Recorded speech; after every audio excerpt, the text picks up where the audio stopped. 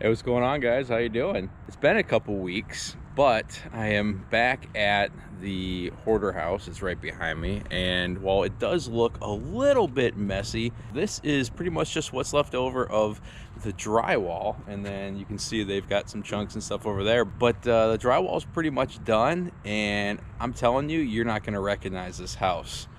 Here's a little quick recap of what it used to look like before we started. That is as far as the door opens. And here's why.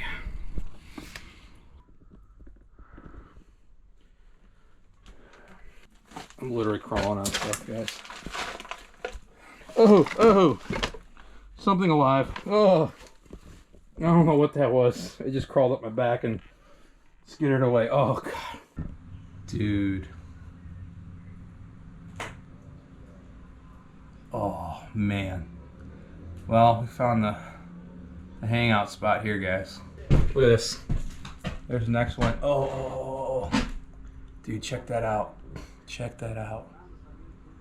Oh my goodness. My wife would absolutely cry. Oh, Katie would cry. I'm about ready to cry, man. Look at that. Oh. Yeah, it's still hard for me to look at that sometimes, and I still kind of have nightmares about it. However, let's go check out what it looks like now. We've still got a ways to go to finish it out, but night and day difference. Come on. All right, guys, let's check it out. See how we're doing.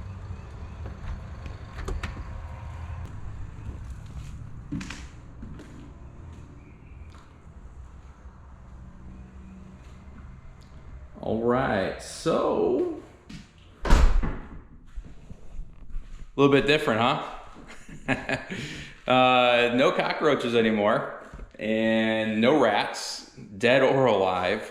Haven't seen any snakes, and no more melted cats. So as far as I'm concerned, I consider that a win. Nothing is finished, as in there's no countertops and the appliances, which are actually coming today. And we got to do the floors, right? But we got an awesome new French door. We got all new windows throughout. We put a new door over here. That used to be where the door went out to the old laundry room, which is outside and low and wet and everything. And so now, blocked that off, busted out this door. Why? Because I'll get to it in a minute, but we've got a laundry room down actually inside of the house. And we've got the water heater over here. We've got the HVAC closet right here. So we have made things actually usable in this house, which, go figure, people like. You can see all this is all done on the drywall, right? You know, everything's wired. HVAC still needs to go in, but all the piping and everything up there is run for the ductwork. And then, like I said, it's a little dark, but this is gonna be a laundry room right here. So it'll be a stackable unit, but it's nice and big, plenty of room for a 1,200 square foot house. That's pretty good. Now, the cool thing is, you guys may not remember, but right here was that nasty, nasty bathroom.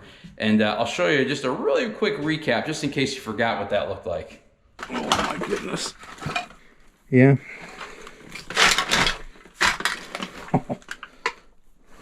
Oh my goodness. Oh my goodness. Yeah, it was pretty gross, right? The important question is, it's not here. So did we get rid of one of the bathrooms? Did we really just take a 3-bedroom, 2-bath and turn it into a 3-bedroom, 1-bath? Nope, not that dumb. But I'm gonna show you how we reorganized this house. So this is the bathroom, was the bathroom, no longer there. This is the new bathroom. You can see we knocked out this wall where there used to be a door, and then there was a door here that went that way. And that was the room where the books were at. We've got a pretty sweet bathroom. So this is where the tub's gonna be. You obviously gotta finish it out and stuff like that, but it's got a pretty, I'll get out of the way. It's got a pretty useful space. Gonna have a vanity right here with a nice mirror, nice toilet, and that'll be finished off, and it's gonna be looking real sharp. Coming around to the left, we've got bedroom number 1, which again, is all done. Got a nice closet in here, plenty of room. Right over here, we've got a brand new double hung window with high efficiency rating and all that kind of stuff. Speaking of high efficiency, I'm gonna show you something in a minute about how we made this house go from basically no insulation to it's going to be an ice box in the summertime. So I'll show you that in a second. But anyway, here's number 2. This is where all the books and everything were at. There's a big bed. I think the melted cat was right here. I'm almost positive that's like where it was. We had to bring this wall out a little bit to make a closet because we had to, sacrifice a little space for that bathroom that went over there. Well, why did we sacrifice that space? Why didn't we just leave that bathroom where it was and have more bedroom space? Well, because gotta take care of Mama, and Mama wants a big walk-in closet. So we added a walk-in closet where the old bathroom used to be. A 10-foot by 4-foot walk-in closet is pretty sweet. Still a really big room. Easily put a king-size set in here, bed, dresser, all that kind of stuff. Again, brand new windows. We're gonna work on the yard. It rained for about the last week here and it turned into a jungle. And I gotta figure out something to do with the grass because there's a lot of trees. It's beautiful back there, except for there's no grass, which is not very beautiful. So if you know any ways to make that better, please go ahead and comment below. I'd really appreciate it. Well, here's the other bathroom. Got a nice shower insert. Remember, I don't know if you remember, but there was like a little tiny cubby right here. I mean, a small person would have claustrophobia getting in there. So I could barely get in there shoulder to shoulder. So we removed that, and that was kind of the genesis for why and the reason we took out that other bathroom and moved it, because we needed to make about 2 more feet of space. So we had to do some mental math and play some Tetris, and we figured it out. What I wanted to show you, what I was talking about earlier with the insulation, is we did spray in insulation, 4 inches thick throughout, and then 6 inches up in the attic. So this thing is going to have an R rating that's essentially as good as it can be in a house like this. This is a very big selling feature in the state of Florida because of how hot it gets here, as many of you already know. But also we're going to have a high efficiency HVAC that's going to be put in here. So this thing is going to run super, super, super lean on the energy, which, as we all know in Florida, FPL just bought out Gulf Power and the energy costs are gonna go through the roof, and they have been going through the roof, so that's gonna save them a ton of money. I hear a lot of people and talk about, and they kind of give investors a bad name a lot of times, or flippers or whatever, and they say, oh, you don't really care about the end buyer and stuff. Well, that's not true. It is true in some cases, but it's not true for us. Me and my company, our goal is to give a safe, clean, and affordable house that an end buyer can use. Now, affordable is a relative term, right? I'm not gonna take a hit on my net profit because somebody can't afford a house. I'm gonna make a product that is worth the value that I am charging for it.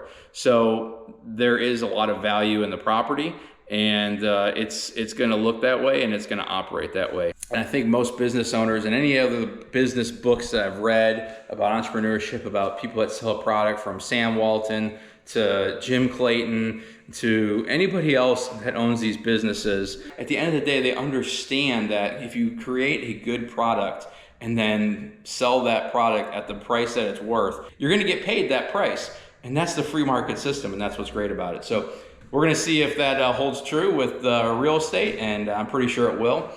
Hoping to have this property done in the next couple weeks. We obviously have a lot to do, but the finishing work actually goes real quick. If you set yourself up for success early in the planning and development side, which we did, it makes it a lot easier and a lot cheaper. This property is going to be listed by my good buddy Corey. The plan is to put this one around $275,000, which is right in line with the neighborhood.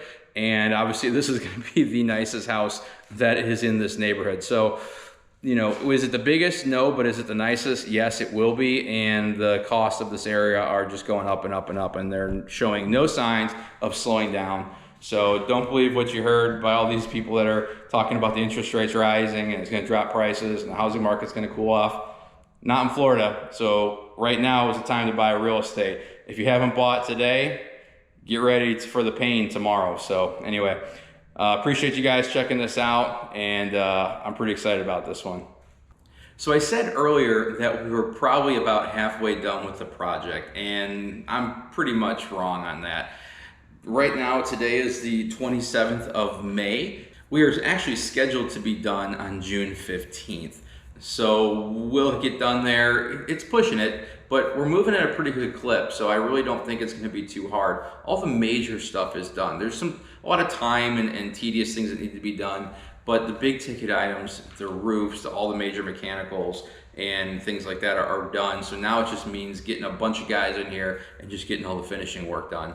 Hope you guys like that. If you did, go ahead and hit that like button and subscribe to the channel so you can see these kind of videos on a regular basis.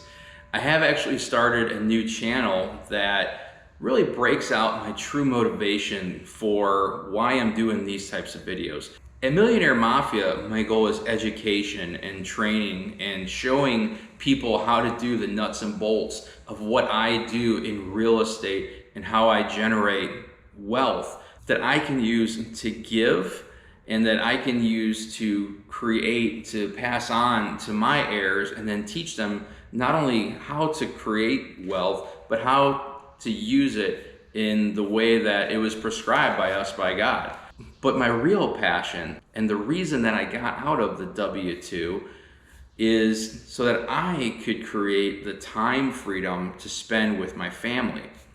And one of the big reasons that it's such a priority is that I know that with my 4 kids, I have 18 summers to spend with them. From the time that they're born to the time that they walk out the house and go on to college or a future career or get married or whatever, I've got 18 summers to spend with them before they move out. So I want to maximize every second that I can. And so I created a channel dedicated to that effort of spending as much time and as much quality time with my most precious asset, which is my family. And the name of the channel is 18 Summers. I've got a few videos on there, just starting out, but that is going to be wholly dedicated to the time spent with my kids, and it's going to kind of focus on how to take time out of a busy schedule and then spend it not only quality but quantity with my kids. And my goal is that people might see it and look at their own life and think, wow, there's really a lot of ways that I can spend time and quality time with my kids that doesn't really cost a whole lot of money or in any way, shape, or form inconvenience you. And you know, I hate to say that word because we should never think of our kids as an inconvenience, but our lives and the way that we live them sometimes portrays that. So please check that channel out. I'll go ahead and link the channel in the description of this video. I'd really love it if you guys went and checked it out, subscribe to that one, and let me know any cool ideas that you guys have for spending time with your kids. Can be from $0 up to tons of money, can be from local or easy to very complex and robust. I'd love to see it, and I would love to try that with my kids and then document the process along the way. So appreciate you guys. Thanks for watching. We'll see you guys on the next one, and hopefully we'll have a pretty near completed house next time you check us out. All right, here's to your wealth.